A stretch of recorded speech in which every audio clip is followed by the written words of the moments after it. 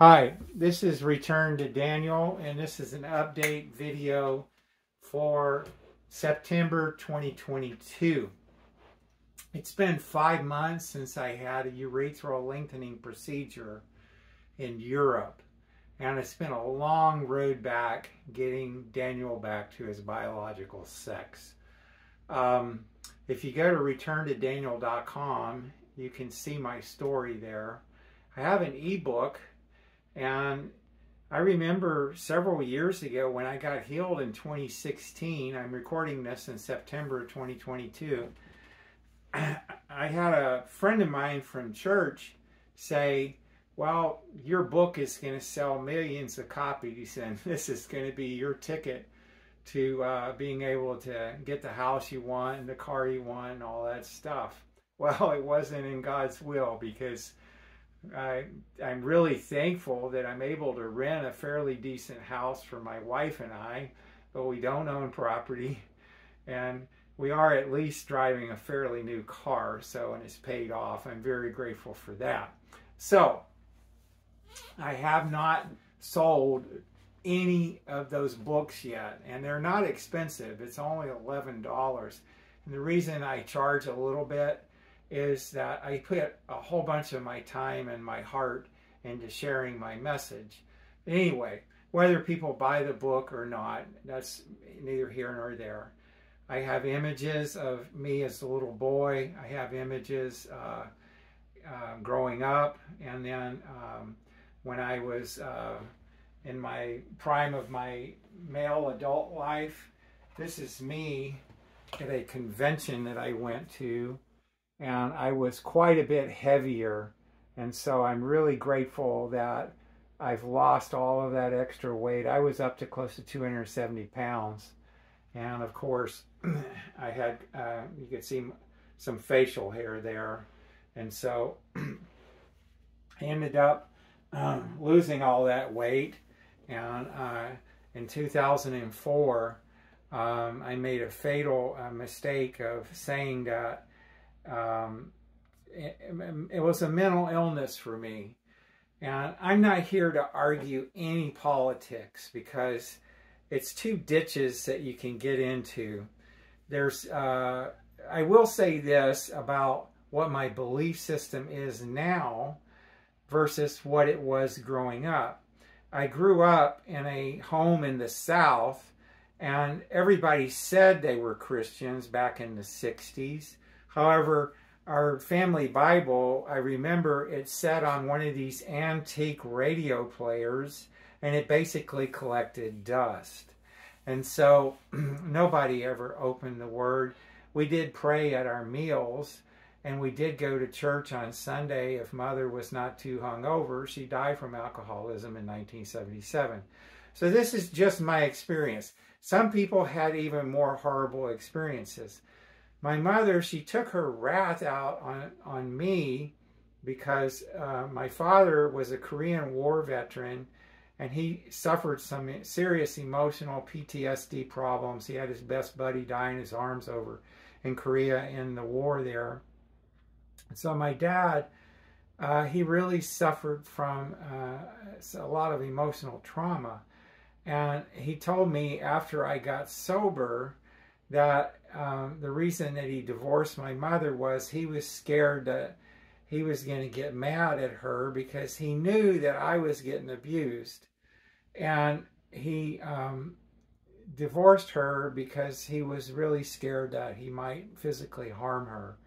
And of course, he's a Christian man. He died in 2014. And I was able to go to his funeral. Now, I was still living in a female role. I lived in the male role all the way up to 2004, when I was around 45 years old. I had a job with an airline, and I told the airline that I was legally changing my name. And so I got called into the office.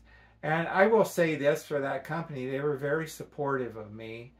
And anyway, I got started on female hormones, and I went down that route, and it was horrible, the whole experience. Every time I have to relive it, because I was delusional.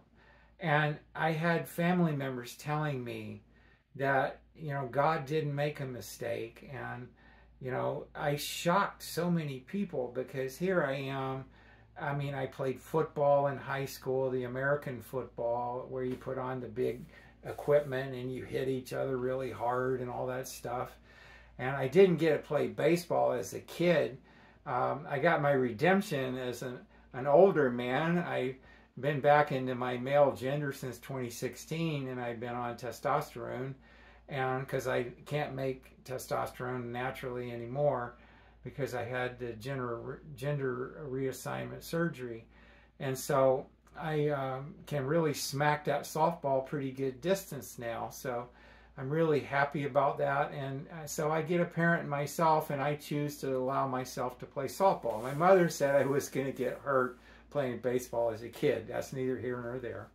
So this whole thing about, you know, I got on those hormones, and the counselor, when you have a gender problem, you get sent to counseling. And the person that was counseling me openly identified to me that she was actually a lesbian. So I didn't get any really critical, this woman was all for me going and mutilating myself. And she never dug into the fact, were you abused as a boy? And she did say one thing. I will bring as much truth to you as I can remember, because this is all the way back in '04 now. She did say, you realize you won't be able to father children. You won't be able to have children. And I agreed. And so, but I believe that for some crazy reason, I believe in an infinite God. An infinite God had me go through all this mess, possibly to be able to be a voice for people that are thinking about specifically male to female surgeries. And so I didn't get the right counseling. I've had people write to me on my YouTube at returntodaniel.com, and that channel, Return Daniel, on YouTube. If you search Return Daniel on YouTube, you'll find my channel. And people have written to me that are in the counseling field, and they said people need therapy, not surgeon's tables, because the gender dysphoria problem is really a self-esteem, and there's something wrong with my ability to accept reality, and I was delusional.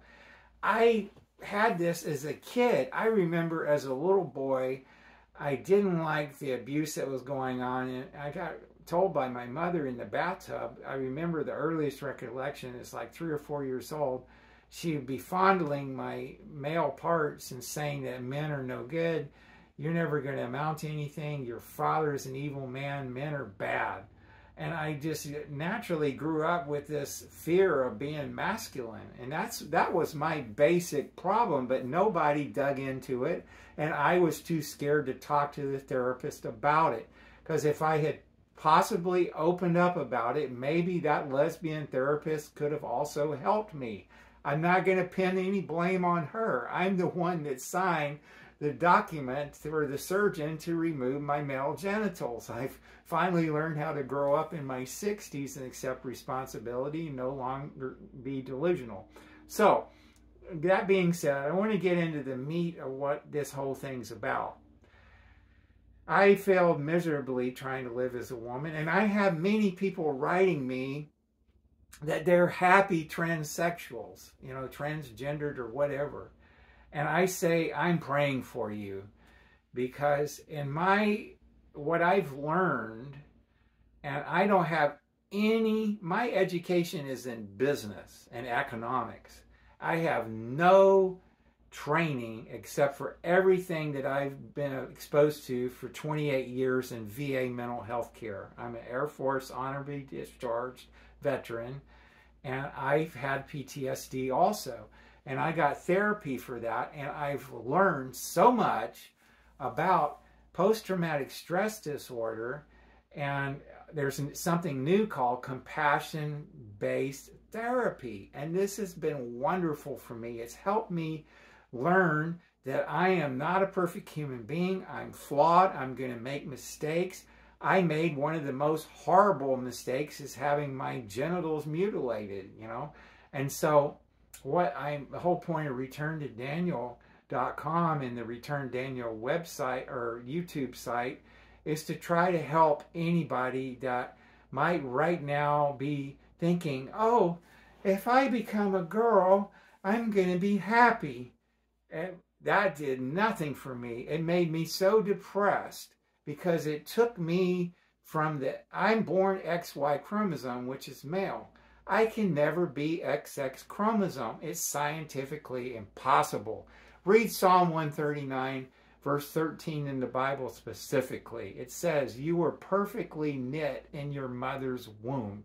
God knew about your birth sex before you were even planned, before your mother and father got hooked up, before their mother and father got hooked up and married and started producing babies, which ended up creating you. And so we can never be opposite of what those chromosomes say we are. Now, I know I'll probably catch a lot of flack about this, and I'm not here to do any hate speech or condemn anybody that's transgender, transsexual. That would be the most ridiculous thing for me to do because I went through it myself. But what I'm trying to say is that I finally came out of the delusion when I cried out on my knees. I'm getting older. It's hard for me to get on my knees without pain anymore.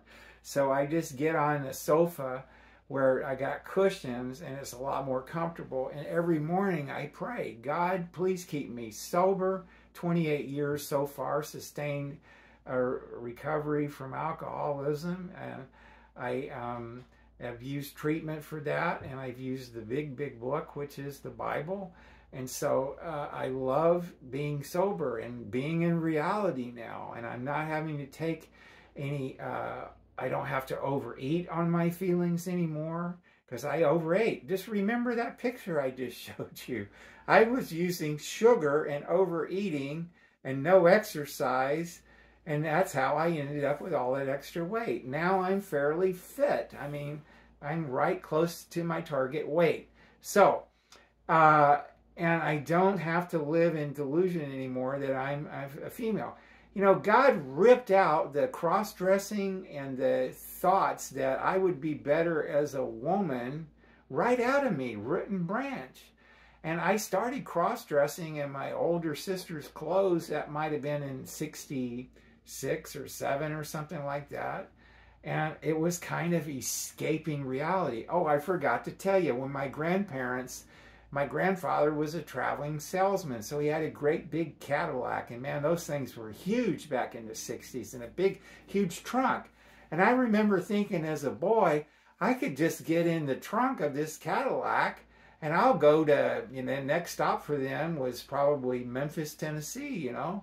And that's the way I was always running away. So this whole thing about trying to run to the other side, you know, there's that proverbial saying, the grass is not greener on the other side. And so, I mean, my gosh, I had so many problems. I lost a lot of friends. I alienated my family. In 2006, when I went and had the gender surgery, I mean, I ran into so many problems. My gosh.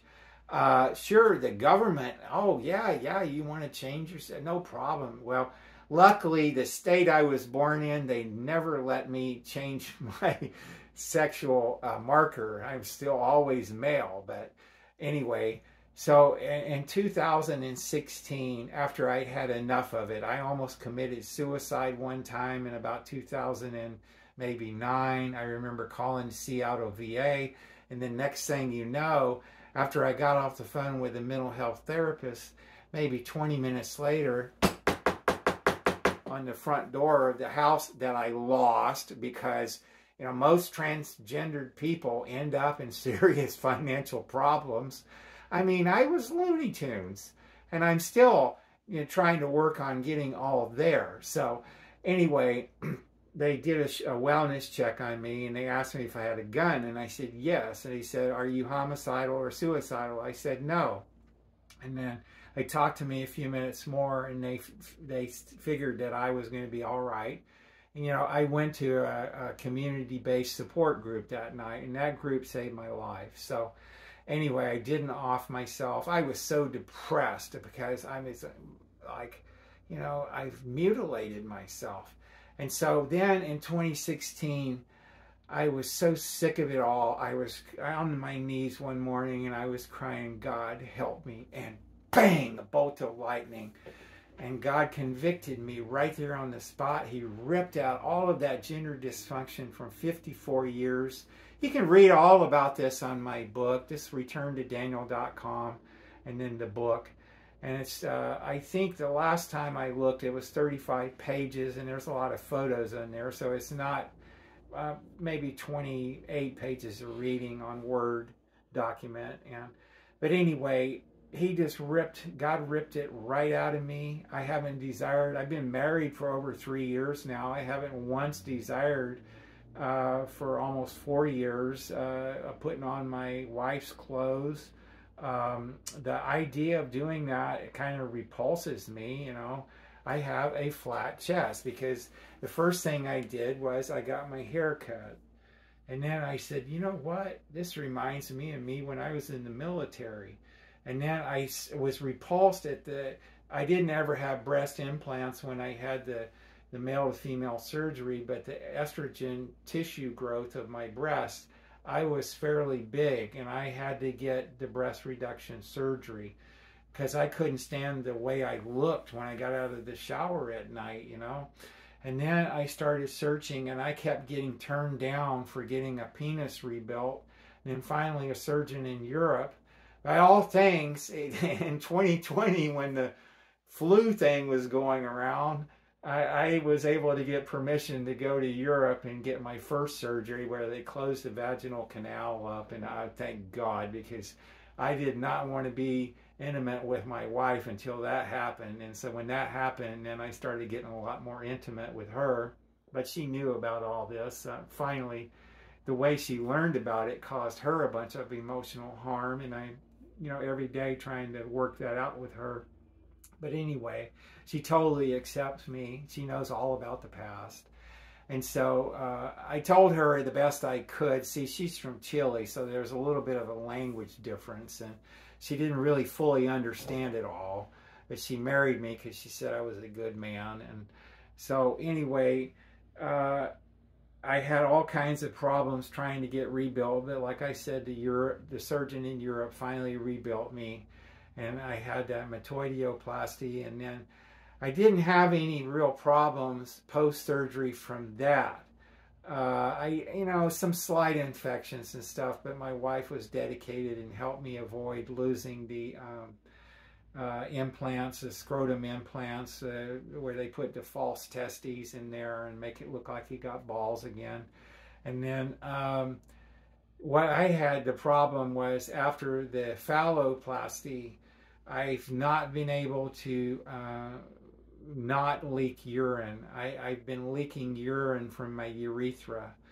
And so now I'm in the process of trying to I'm going to have to go back for a 5th surgery. But I've had phalloplasty for almost a year now. I don't know all of the details about it, but I've got to have, like, the inside tissue in my mouth has got to be harvested, and then they'll form a longer urethra, and they'll take it from where my urethra is right now here, kind of towards the base of the phallus, up to the top tip of that new phallus, which would be more normal, which is the way I was born with when God created me. And so hopefully I won't have any urination problems. I mean, I could go without diapers. I've been on male diapers ever since last year. I have to wear male diapers because I can leak urine. I do leak urine. That's the truth. Every day I take them off at night when I get a shower, and you can see right there I've got yellow stains in those male diapers. And so, yeah, it's a hassle. I could do without the male diapers because I've done it once or twice, but I can't wear the boxer briefs that I like. I have to wear really tight-fitting like bikini underwear, and then I have to put a whole bunch of toilet paper where the urethra is, because it was going to leak over a couple hours time. So that being said, you know, I just want to appeal to you.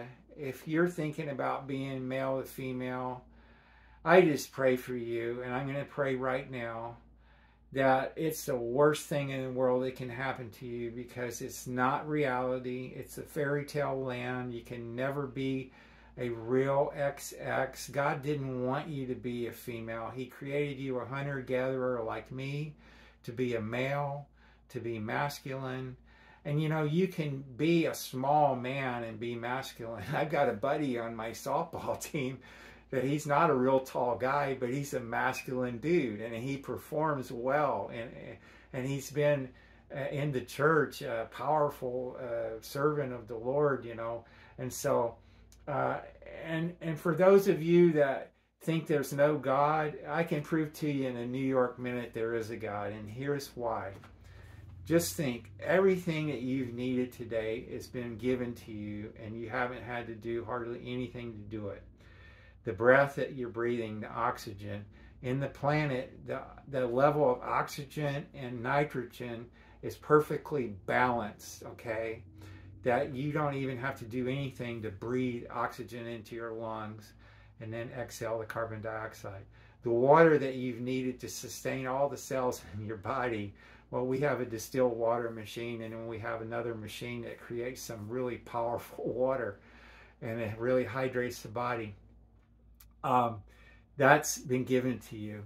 The food, like this morning we had fruit that grew on the trees, okay?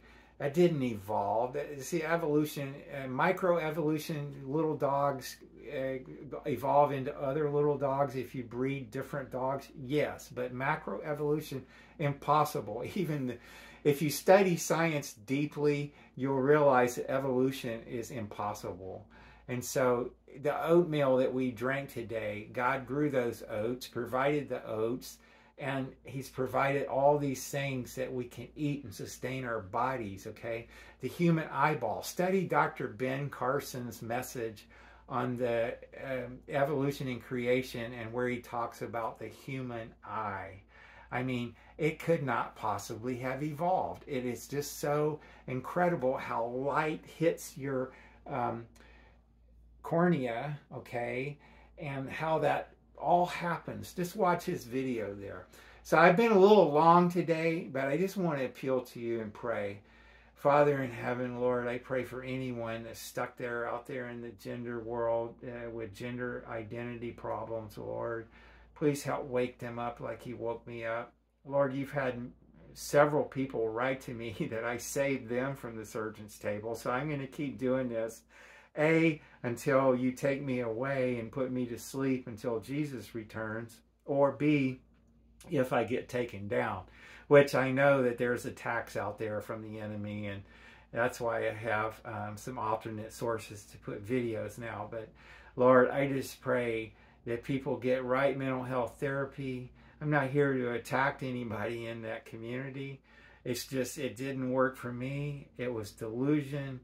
It was pure and simple not getting the right mental health counseling. And I'm not a victim anymore. I'm the one that signed the papers and said, go ahead and mutilate me.